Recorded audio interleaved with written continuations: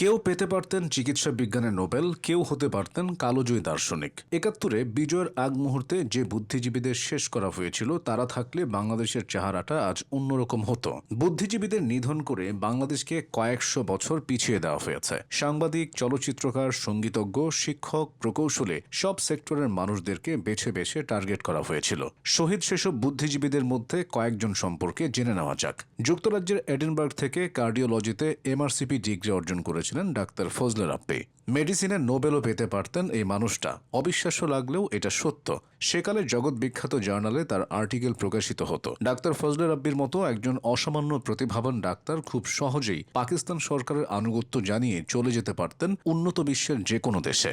ভালো ক্যারিয়ার গড়ে সুখ শান্তিতে থাকতে পারতেন। অথচ জীবনের মায়া ত্যাগ করে তিনি ৭১-এর পুরো ৯ মাস ঢাকা মেডিকেল কলেজে সেনাদের নাকের ডগায় গোপনে হাজারো আহত মুক্তিযোদ্ধাদের চিকিৎসা করেছিলেন। সাহায্য করেছেন যতটা সম্ভব, ছদ্মবেশে অচিন্তনীয় সব কাজ করেছেন। এমনকি তার গাড়িটাও দিয়ে দিয়েছিলেন মুক্তিযোদ্ধাদের জন্য। সেই জন্য তাকে বাঁচতে দেয়া হয়নি। ডাক্তার AFM আব্দুল আলিম চৌধুরী ছিলেন আরেক অকুতোভয় চিকিৎসক।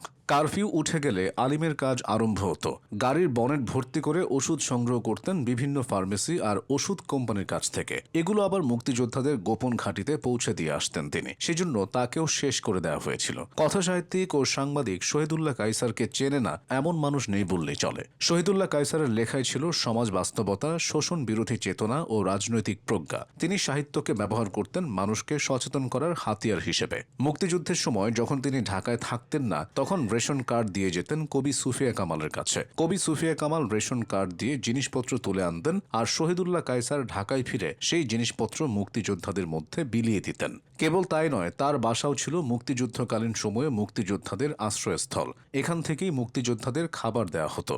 তাই সংগ্রামের শেষ দিকে শহীদুল্লাহ কায়সারকে তুলে নিয়ে শেষ করে দেওয়া হয়। তিনি বেঁচে থাকলে স্বাধীন বাংলাদেশের সাহিত্য ও রাজনৈতিক চিন্তায় আরও গভীরতা আসত। গণতন্ত্র ও মানবাধিকারের পক্ষে একটি বলিষ্ঠ কণ্ঠ পাওয়া যেত। বুদ্ধিজীবী হত্যাকাণ্ডের নীল নকশাকারীদের তালিকায় প্রথম দিকে ছিল মুনীর চৌধুরীর নাম। বাংলা নাট্যজগতে আধুনিকতার পথ প্রদর্শক হিসেবে পরিচিত ছিলেন মুনীর চৌধুরী। লেখনী ও নাটকের মাধ্যমে পাকিস্তানি শত্রু ও তাদের দোসরদের বিরুদ্ধে প্রতিবাদে সোচ্চার ছিলেন তিনি। সেজন্য ১৯৭১ সালের ১৪ ডিসেম্বর দুপুর ১টার দিকে ধানমন্ডি সেন্ট্রাল রোডের বাসা থেকে তাকে তুলে নিয়ে যাওয়া হয়। পরে তাকে নির্মমভাবে শেষ করে দেওয়া হয়। সাংবাদিক সিরাজউদ্দিন হোসেন ছিলেন সত্য ও ন্যায়ের নির্ভীক কণ্ঠ। পাকিস্তান আমলে যে কয়জন সাংবাদিকের বলিষ্ঠ নেতৃত্বে সাংবাদিকরা ঐক্যবদ্ধ হয়েছিলেন এবং বাঙালি জাতীয়তাবাদী আন্দোলনকে এগিয়ে নিয়ে গিয়েছিলেন, সিরাজউদ্দিন হোসেন ছিলেন তাদের মধ্যে অন্যতম। তাকে বাংলাদেশের অনুসন্ধানী সাংবাদিকতার জনক বলা হয়। তার কলম শাসকের ভয় পেত না, বরং শাসকের অন্যায়কে জনতার সামনে উন্মোচিত করত।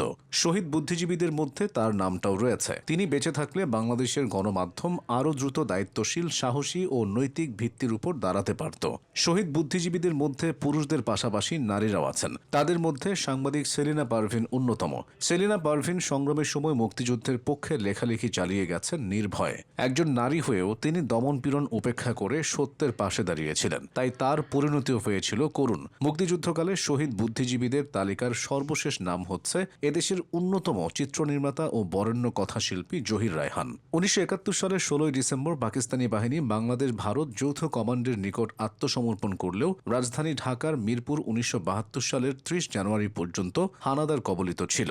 মুক্তিযুদ্ধের শেষ রণাঙ্গন মিরপুর হানাদার মুক্ত করার অভিযানে শতাধিক মুক্তিযোদ্ধার সঙ্গে জহির রায়হানও শহীদ হয়েছিলেন। অন্যান্যদের থেকে তার নিখোঁজ ও পরে শহীদ হওয়ার ঘটনাটি বেশি আলোচিত।